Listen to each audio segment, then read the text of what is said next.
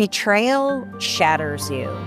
It feels like your heart, your mind, and your identity are all broken into pieces.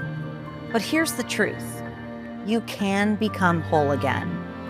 Maybe never the same, but actually stronger, more confident, more grounded in your true self. You probably feel fractured right now. One moment you're angry, the next you're grieving. You doubt yourself, you replay images, you wonder if you'll ever feel safe in your own skin again. That's betrayal trauma. And it doesn't just break trust with your partner, it actually hijacks your brain, your nervous system, and your body. For years, I've worked with thousands of men who are struggling with porn, love, and sex addiction. I use brain mapping and brain training to help them recover. I've worked with many women who are struggling with betrayal trauma, like you probably are.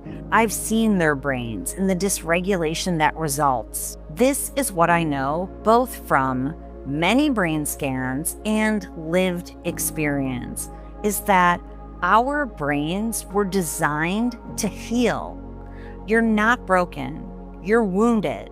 And we all forget, just like a big gash in our skin, wounds can heal from the inside out, but sometimes they need a little help, like stitches. When betrayal trauma hits, your amygdala, the fear center in your brain, starts firing and sometimes never stops.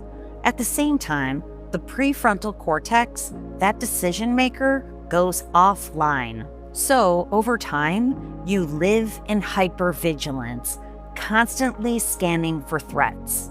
And you know what happens? That fragments your very sense of self. Healing begins when you regulate your brain and your nervous system. You can do it by using your mind and your body in the ways that I teach you here. You can even do it with brain tech that helps you get farther faster. The point is that regulation is absolutely necessary. Each of the practices dials down those fear circuits and fires up those decision-making areas. It also calms the vagus nerve, stimulating it, helping you to feel safe again. This is how your brain stitches those broken pieces back together again. Kintsugi is the Japanese art of mending a broken pottery back together with gold. I wear this necklace all the time, Beautifully Broken it's called, to remind me of this process. And you know what they say in wabi-sabi, this Japanese art, is that you're stronger and more beautiful once that mending happens. That through this difficulty, you can forge that gold of the skills and the new identity that you will create. I want to share with you 4 steps to being whole again. The first step, creating more stability in your body and your mind. When betrayal trauma hits, your brain gets stuck in survival mode. Fight, flight, or freeze. That's why you feel angry, anxious, like you want to run away. That's why you emotionally shut down. To calm this edgy feeling, you can use breathing exercises like box breathing.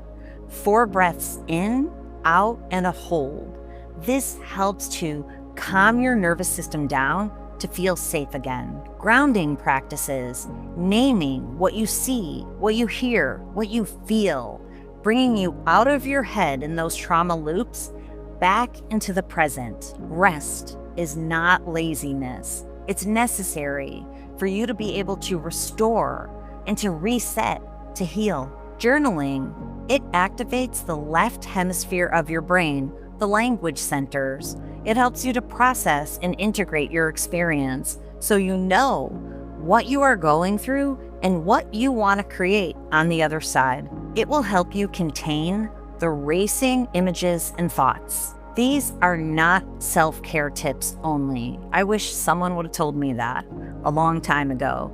They're actually neurological resets. They help to create more calm and safety in your nervous system. And that's the first step toward true healing. Number 2, reclaim your identity. Betrayal trauma tells you you're not enough. You're not worthy. You don't matter.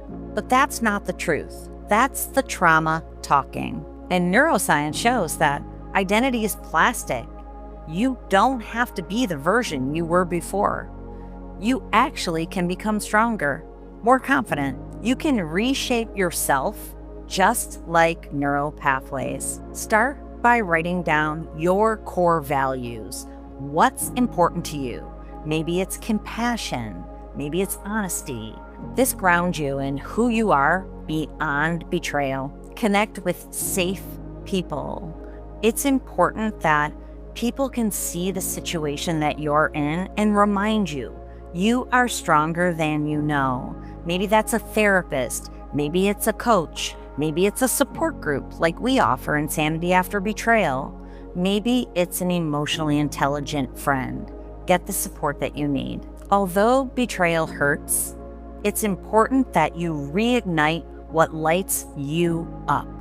Those hobbies that feed your soul, the people that you like to be with, doing the things that you love. Find those things again and do it.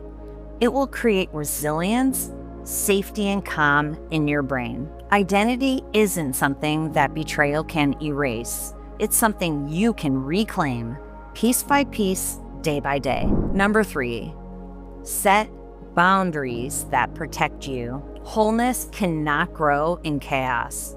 If your partner is still lying to you, blaming you, gaslighting you, you can't be safe enough to heal. Boundaries act like guardrails for your nervous system.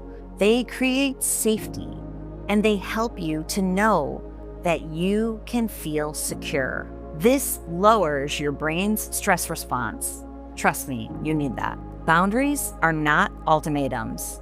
They are very clear statements of what behaviors you will and will not allow in your life. For example, I need full honesty, and if you can't give that to me, I will step away for my own healing. Every boundary that you set strengthens your sense of agency, and it's so important.